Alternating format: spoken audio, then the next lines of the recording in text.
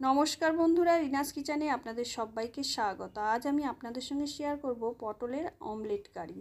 দেখতেই পাচ্ছেন, একদম মনে হচ্ছে সত্যিকারের অমলেট। ডিম দিয়েই রান্না করা হয়েছে। একদম ডিম নয় বন্ধুরা, এটা আমি একদম নিরামিষভাবে পটল দিয়েই এই অমলেটের রেসিপি তৈরি করেছি। আপনারা সম্পূর্ণ ভিডিওটা দেখতে থাকুন। ভিডিওটা ভালো লাগলে অবশ্যই একটা লাইক করবেন আর চ্যানেলটা সাবস্ক্রাইব করে পাশে থাকবেন। আমি আশা রাখছি আপনাদের খুবই ভালো লাগবে রেসিপিটা। তার জন্য প্রথমেই আমি 3টে পটল নিয়েছি আর পটলটাকে কিভাবে চেঁচে নিচ্ছি দেখুন। খোসা ছাড়ানোর কোনো প্রয়োজন নেই, পটলটাকে এইভাবে চেঁচে নিতে হবে। খোসাটা একটু ওপর থেকে চেঁচে নিয়ে আমি ধুয়ে নিয়েছি আর দেখতেই পাচ্ছেন পটলটাকে চালা করে নিয়েছি। দানাগুলো একদম কচি, তাই দানাগুলো আমি বাদ দেব না, কিন্তু শক্ত দানা থাকলে অবশ্যই ফেলে দেবেন। শক্ত দানাটা থাকলে কিন্তু রেসিপিটা ভালো হবে না। দিয়ে ছোট ছোট টুকরো করে আমি কেটে দিচ্ছি। এইভাবে কেটে দিতে হবে। দানাগুলো দেখতেই পাচ্ছেন একদমই কচি।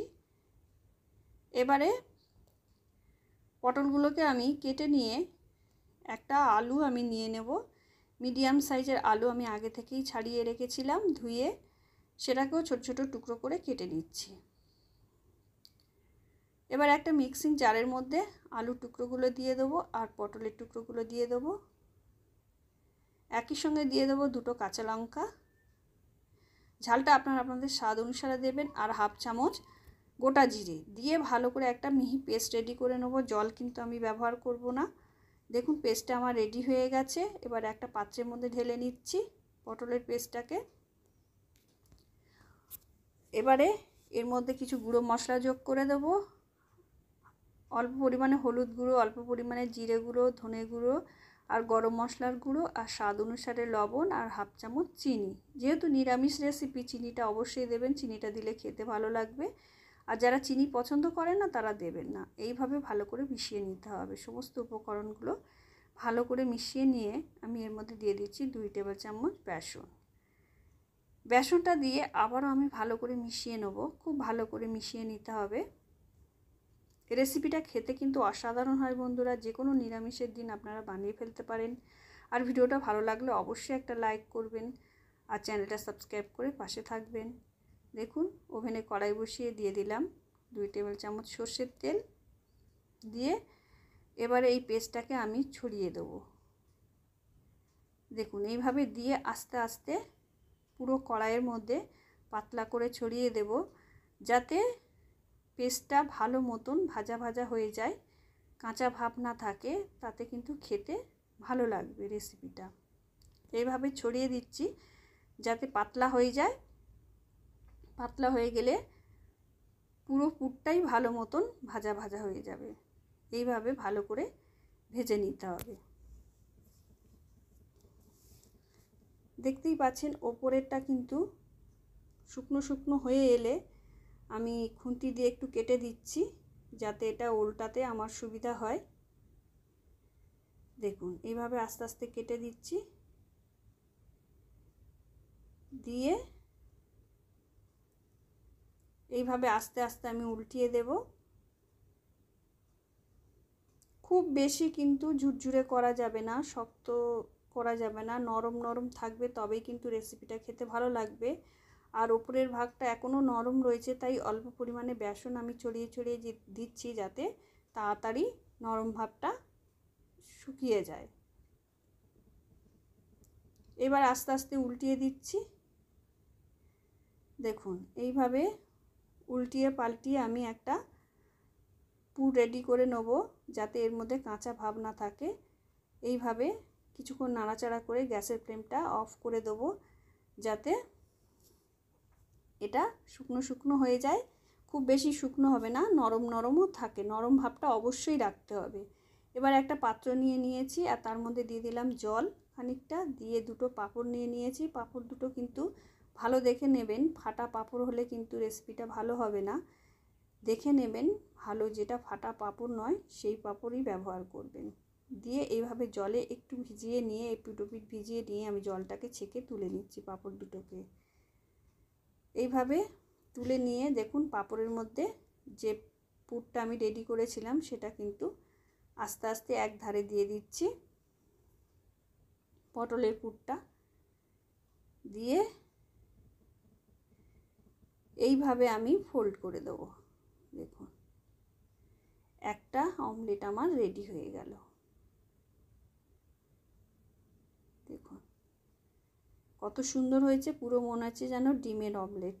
একটা পাঁপড় আমার ফেটে গেছে, সেটার কিন্তু মধ্যিখানে আমি পুরটা দেব, ধারে দেব না, মধ্যিখানে পুর দিয়ে এটাকেও আমি কিভাবে অমলেটের আকার দিচ্ছি দেখুন। এইভাবে ছেঁড়া দিকটা আগে দিয়ে দিলাম, দিয়ে ভালো দিকটা দিয়ে মুড়ে আর একটা অমলেট আমি তৈরি করে নিলাম। এইভাবে দুটো অমলেট তৈরি করে নিলাম। এবার অমলেটগুলোকে একটু মধ্যিখান থেকে কেটে দেব।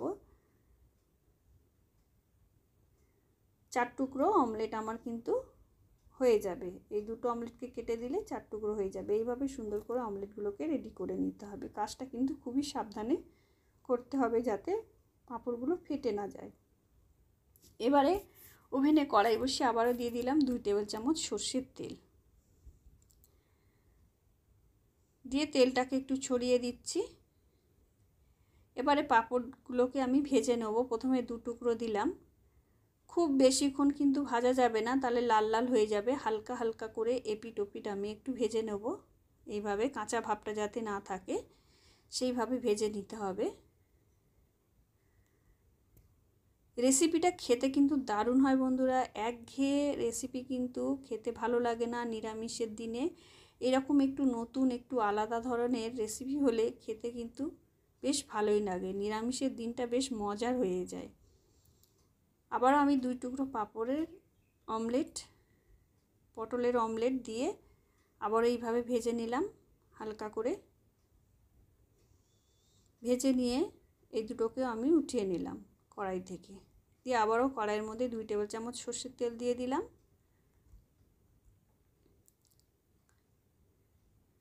দিয়ে একটা মিডিয়াম সাইজের টমেটো আমি আগে থেকেই কুচিয়ে রেখেছিলাম, সেটার মধ্যে দিয়ে টমেটোটা কিছুক্ষণ ভেজে নেব।